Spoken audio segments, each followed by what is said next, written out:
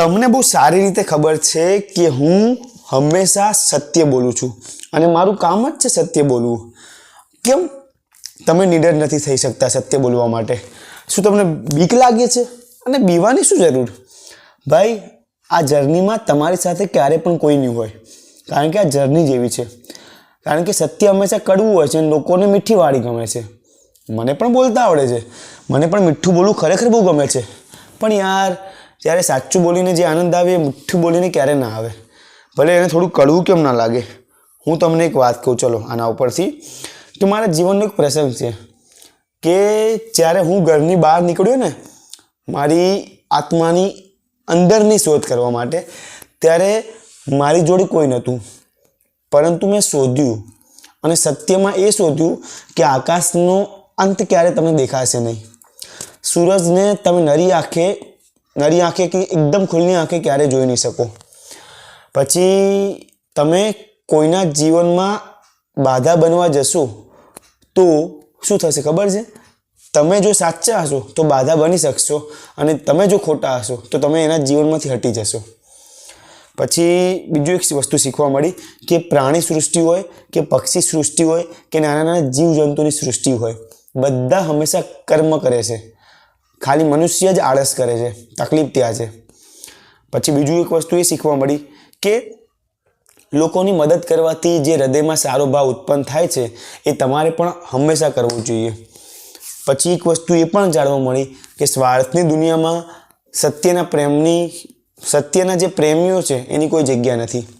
કારણ કે યાર, સ્વાર્થ અને સત્ય દૂર દૂર સુધીનો કોઈ સંબંધ નથી. પરંતુ જો તમને ગમશે તમારા માટે લડવું, તો આ દુનિયાવાળા તમને એક્સેપ્ટ નથી કરી શકતા. કારણ કે દુનિયાવાળાને એ જ જોઈએ છે કે તમે એના ચેલા બન્યા રહો. પણ આપણે નથી બનવાનું ને. આપણે આપણા મનના માલિક છે. જો તમારી ઇન્દ્રિયો, જો તમારી સેન્સીસ કંટ્રોલમાં હશે તો બહુ જ સારી વાત છે. અને નહીં હોય તો ધીરે ધીરે શીખી લો. એવું નહીં કે હાર માની લેવાની યાર. હાર માનવા માટે આપણો આ દુનિયામાં જન્મ જ નથી થયો. આપણો જન્મ થયો છે લડવા માટે. અને લડવું એટલે હંમેશા કહું છું, શારીરિક રીતે લડવાની બિલકુલ જરૂર નથી, જો તમે માનસિક રીતે એટલા પ્રિપેર હોય તો. પછી તમને ભલેનો કોઈ સાથ આપે કે ના આપે, હું કોઈ ભાગવત સપ્તાહ નથી કરતો અહીંયા. હું હંમેશા બળની વાત કરું છું. સામ દામ દંડ ભેદ, હંમેશા ચાણક્યની કૂટનીતિથી હંમેશા ચાલું છું. વિવેકાનંદના શબ્દો, પાવરફુલ જે શબ્દો છે એ મારા મનમાં છે. ભગતસિંહના ક્રાંતિથી માંડીને સુભાષચંદ્ર બોઝની જે કુટિલ બુદ્ધિ હતી એ બધાને હું જાણીને આવ્યો છું. અને પછી જ હું આજે તમારા માટે કંઈક એવા શબ્દો બોલી રહ્યો છું જે તમને જીવનમાં હેલ્પફુલ થાય. બાકી જો બીજાના જીવનમાં દખલઅંદાજી કરો, હું જ તમને કહું છું, જાઓ કરો.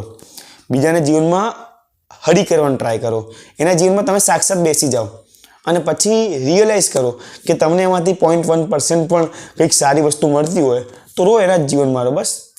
અને પછી જો જવાબમાં ના આવે તો ટ્રાય કરો પોતાના જીવનને જાણવાનું. અને પોતાનું જીવન જાણીને જો કંઈ ખુશી મળતી હોય, જો કંઈ આનંદ મળ્યો હોય, જો આત્મજ્ઞાનનો થોડો ઘણો પણ અનુભવ થયો હોય તો યાર હજી થોડી ખોજ કરો પોતાની અંદર. અને હું એટલી ગેરંટી અવશ્ય કહીશ કે પોતાની અંદર ખોજ કરવાથી તમને જીવનનો સૌથી મોટો આનંદ આવશે. પછી તમે બહારની દુનિયામાં ભલે હશો પણ અંદરથી એટલા પાવરફુલ હશો કે બહારની દુનિયા તમને 0.1% પણ હલાવી નહીં શકે. આ જ જીવન છે મારા વાલાઓ. જેટલું જલ્દી સમજી જાઓ એટલું વધારે સારું. કારણ કે આ વસ્તુમાં જેટલું ડિલે કરશો એટલું તમારા જીવનને હાનિ થશે. હું 22 વર્ષની ઉંમરે સમજી ગયો, અડધા 32ની ઉંમરે સમજે, અડધા 42, અડધા 52 અને અડધા મૃત્યુ પામી જાય છતાં પણ નથી સમજતા. પરંતુ હું આ કામ કરતો રહું છું કારણ કે મને આનંદ આવે છે. ઘણા લોકો મારથી પણ વહેલા જાગૃત થઈ જાય છે અને ઘણા લોકો જિંદગીભર જાગૃત નથી થઈ શકતા. પરંતુ હું મારું કામ નહીં કરું. હું મારું કામ જે સત્યને ફેલાવવાનું છે, જાગૃતતા આવવાનું છે, તમને જે જોઈએ એ કહેવાનું છે, હું કામ નહીં કરું તો કોણ કરશે? અને જો હું કોઈના ઉપર આશા રાખીશ તો સૌથી પહેલાં દોષી સાબિત હું જ થઈશ. અને હું એ થવા બિલકુલ નથી માંગતો. મને તમારો સપોર્ટ જોઈશે. જો આપી શકો તો તમારી લાઈક, તમારું સબસ્ક્રાઈબ, તમારું શેર એ મને બહુ જ આનંદ આપશે. કારણ કે આવા વિડીયો જો નહીં ફેલાય તો કેવા વિડીયો ફેલાશે એનો મને જરા પણ આઈડિયા નથી. પરંતુ આશા જ રાખીશ, વિનંતી કરીશ, ભીખ માંગીશ, તમે જે કોઈ કરીશ, પણ સાચું હંમેશા આગળ વધવું જોઈએ. તો જ આ ભારત દેશ વિકાસશીલમાંથી વિકસિત થશે, ગરીબમાંથી ઇક્વાલિટીમાં આવશે. ખાલી અમીરોનું રાજ નહીં ચાલે. લોકશાહી હોવા છતાં પણ આપણે તમને કહું તો કેપિટલિસ્ટ જિંદગી જીવીએ છીએ. જો સમજી શકતા હોય તો, જો ભણેલા હોય તો, બાકી તો હું શું કહું. શબ્દો બહુ બધા છે. આપણે આગળ આવા મહત્વના ટોપિક ઉપર મળતા જશું અને ચર્ચા કરતા જશું. તો જ તમને ખબર પડશે કે આ જીવનનો ભાવાર્થ શું છે, આપણો દેશ કેવી રીતે ચાલે છે, દેશના દરેક રાજ્યમાં શું ચાલે છે, અને આપણે ગુજરાતમાં રહીએ છીએ તો ગુજરાતમાં શું ચાલે છે, બધું જ જાણશું આપણે. ધીરે ધીરે ભાઈ, જર્નીની શરૂઆત હંમેશા ધીરી થાય, પછી આપણે પિકઅપ પોઈન્ટમાં આવશું. પણ તમે હશો તો મજા આવશે. બાકી હું તો મારું કામ ચાલુ જ રાખીશ, કારણ કે મને આનંદ આવે છે મારું કામ કરવામાં. Okay my dear people, love you all. ખુશ રહો, હંમેશા આનંદિત રહો, ખુશીઓ ફેલાવતા રહો. હંમેશા લોકોને હસાવવાનું ટ્રાય કરો. ના હશે તો ખૂબ હસો. બાકી બહુ આશા નહીં રાખો. હંમેશા પોતાના પર વિશ્વાસ રાખો. હું બીજું અહીંયા કંઈ જ નહીં કહું, મારા શબ્દોને આરામ આપીશ. Tata bye bye, C you, love you all.